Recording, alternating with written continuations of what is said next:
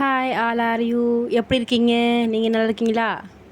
இன்னைக்கு நம்ம பார்க்கலாம் எப்படி நாட்டுக்கோழி குழம்பு செய்கிறது. ஓகே, இப்போ பார்த்தீங்களா, வெங்காயம், தக்காளி எல்லாம் கட் பண்ணி வச்சுருக்கேன், ரெடியாக வச்சுருக்கேன்.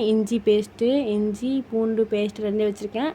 அப்புறம் நானே நாட்டுக்கோழி ஏற்கனவே தயிர், அப்புறம் எல்லாம் மசாலா இருக்குல்ல, மசாலாவில்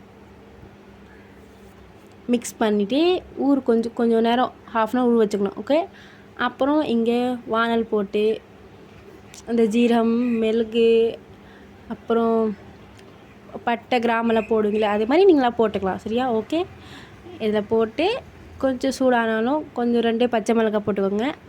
அப்புறம் வெங்காயம் போட்டுக்கோங்க. ஓகே, வெங்காயம் போட்டுட்டு அப்புறம் கொஞ்சம் நேரம் ரெட் ஆகிற வரைக்கும் கொஞ்சம் ஃப்ரை பண்ணுங்க. ஓகே, உங்களுக்கு வேணும்னா உப்பு சேர்த்து தோணுச்சுன்னா ஓகே சேர்த்துங்க, இல்லைன்னா விட்டுருங்க. நான் கொஞ்சம் உப்பு சேர்த்துக்கிறேன். உப்பு சேர்த்துட்டு அப்புறம் கருவேப்பிலையை சேர்த்துட்டு கொஞ்சம் நேரம் ஃப்ரை பண்ணிக்கிறேன். அப்புறம் தக்காளி போட்டுக்கிறோம் அதில். சரியா? தக்காளி போட்டு கொஞ்ச நேரம் அப்படியே 10 நிமிஷம் மூடி வச்சுட்டு மறுபடியும் எடுத்துகிட்டு ஃப்ரை பண்ணிக்கலாம். ஃப்ரை பண்ணிட்டு மறுபடியும் இஞ்சி பூண்டு பேஸ்ட்டு அதில் போட்டு மிக்ஸ் பண்ணிக்கலாம்.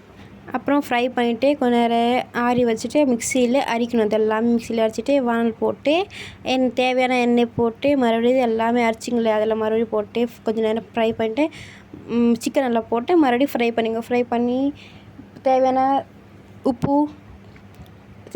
உப்பு தனியால் போட்டு மிக்ஸ் பண்ணிட்டு 10 நிமிஷத்தில் கொதிக்க வைக்கணும். கொதிக்க வச்சு எல்லாம் நல்லா வந்துடும். ஓகே, அப்புறம் நீங்களாம் சாப்பிட்டு பாருங்கள், சூப்பராக இருக்குங்க. நான் ட்ரை பண்ணுங்கள், நீங்கள் ட்ரை பண்ணுங்கள். பிடிச்சிருக்கேன், சப்ஸ்கிரைப் பண்ணுங்கள், கமெண்ட் பண்ணுங்கள். ஓகே, பாய்.